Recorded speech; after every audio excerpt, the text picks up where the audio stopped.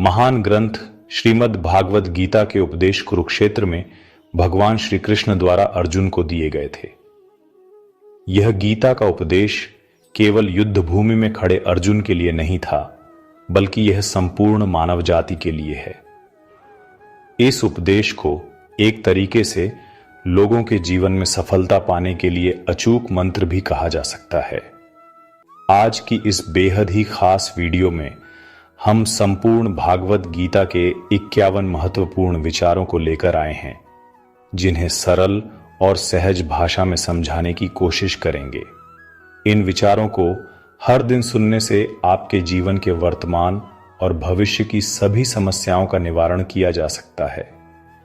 यदि आप इस वीडियो का अधिक से अधिक लाभ उठाना चाहते हैं तो कृपया इसे अंत तक अवश्य देखें।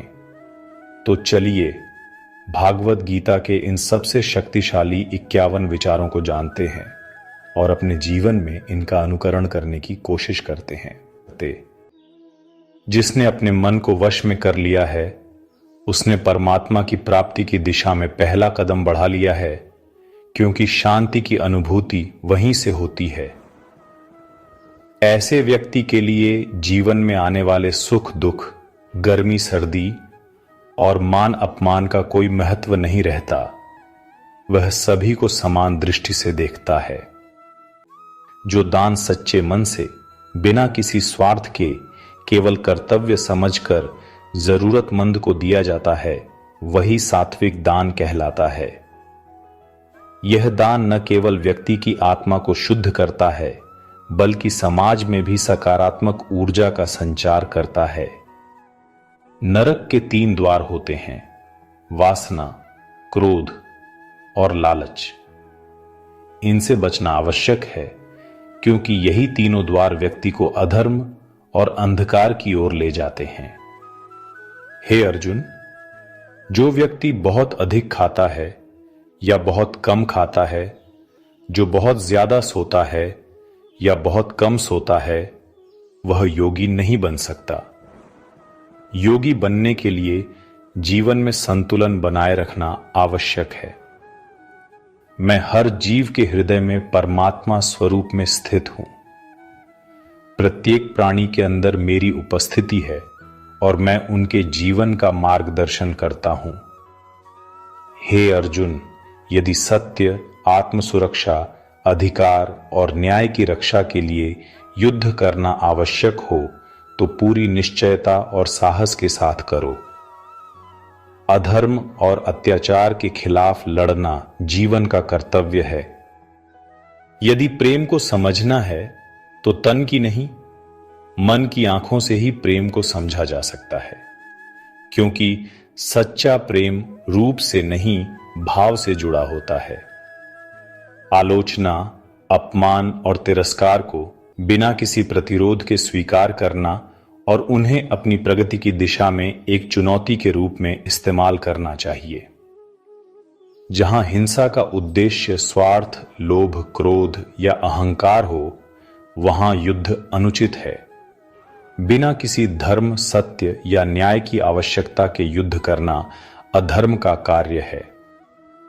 हे अर्जुन, जो पुरुष सुख और दुख में विचलित नहीं होता, दोनों परिस्थितियों में समानता बनाए रखता है, जो सुख दुख में, मान अपमान में, भय तथा चिंता में संभव रहता है, वही मेरे परम भक्त होते हैं। जैसे मनुष्य पुराने कपड़े त्याग कर नए कपड़े पहनता है, वैसे ही आत्मा पुराने और व्यर्थ के शरीर को छोड़कर नया भौतिक शरीर धारण करती है। जो मनुष्य न तो कर्म फल की इच्छा करता है, न ही कर्म फलों से घृणा करता है और न ही किसी परिणाम के प्रति आसक्ति रखता है, उसका हर कार्य सेवा और त्याग का रूप धारण करता है और वह जीवन के भौतिक बंधनों से मुक्त होकर परम शांति और आत्मज्ञान की ओर बढ़ता है। जो मनुष्य फल की इच्छा छोड़कर कर्म करता है, वही सच्चे अर्थ में कर्म करता है। जो कर्म केवल फल की आशा में किया जाता है, वह न तो फल प्रदान करता है और न ही वह वास्तविक कर्म होता है। मनुष्य जो चाहे बन सकता है अगर वह विश्वास के साथ इच्छित वस्तु पर लगातार चिंतन करें। आत्मविश्वास और सतत प्रयास से किसी भी लक्ष्य को प्राप्त किया जा सकता है। जो हुआ वह अच्छा हुआ, जो हो रहा है वह अच्छा हो रहा है, जो होगा वह भी अच्छा ही होगा।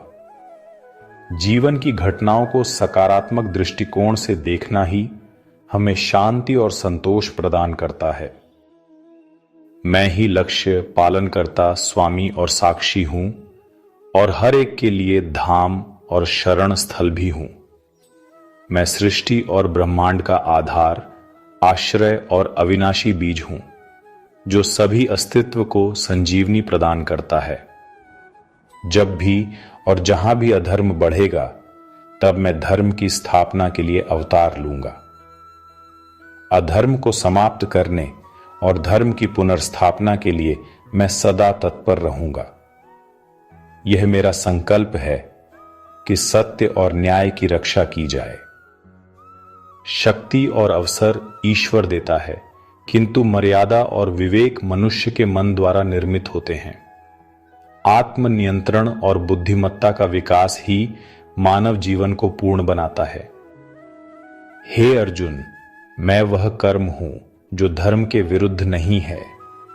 जो मेरे आविर्भाव के सत्य को समझ लेता है वह इस शरीर को छोड़ने पर पुनर्जन्म नहीं लेता, अपितु मेरे धाम को प्राप्त होता है। डर धारण करने से भविष्य के दुख का निवारण नहीं होता है। डर का डटकर सामना करना चाहिए, तत्पश्चात हम जीवन के किसी भी क्षेत्र में सफलता, सुख और उन्नति प्राप्त कर सकते हैं। हे कुंती पुत्र, मैं जल का स्वाद हूं, सूर्य और चंद्रमा का प्रकाश हूं, वैदिक मंत्रों में ओंकार हूं, आकाश में ध्वनि हूं और मनुष्य में सामर्थ्य हूं। मैं प्रकृति और जीवन के हर रूप में विद्यमान हूं। जो सब प्राणियों के दुख सुख को अपने दुख सुख के समान समझता है वह सच्चे अर्थ में सहानुभूति और करुणा को जानता है, सभी को समान दृष्टि से देखता है, किसी में भेदभाव नहीं करता है और वही वास्तव में श्रेष्ठ योगी कहलाता है। हे अर्जुन, क्रोध से भ्रम उत्पन्न होता है, भ्रम से बुद्धि व्यग्र होती है और जब बुद्धि व्यग्र होती है तब तर्क नष्ट हो जाता है।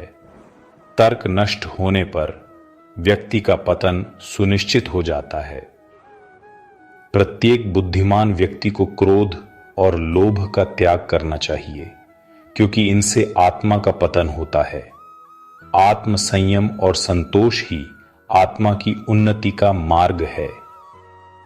जो लोग भक्ति में श्रद्धा नहीं रखते वे मुझे प्राप्त नहीं कर सकते, इसलिए वे इस दुनिया में जन्म मृत्यु के चक्र में वापस आते रहते हैं। भक्ति और श्रद्धा ही जन्म मृत्यु से मुक्ति का मार्ग है। हे अर्जुन, मैं ही धरती को गर्मी प्रदान करता हूं और बारिश का आगमन करता हूं। मैं ठंड को नियंत्रित करता हूं और मौसम के सारे उतार चढ़ाव पर मेरा नियंत्रण है। प्रकृति के इन सभी तत्वों की व्यवस्था मुझसे ही है। मैं अमर हूं, अविनाशी भी और साक्षात मृत्यु भी हूं। आत्मा और पदार्थ दोनों ही मुझ में स्थित हैं। जीवन और मृत्यु दोनों ही मेरे ही रूप हैं और मैं ही इनका संचालक हूं।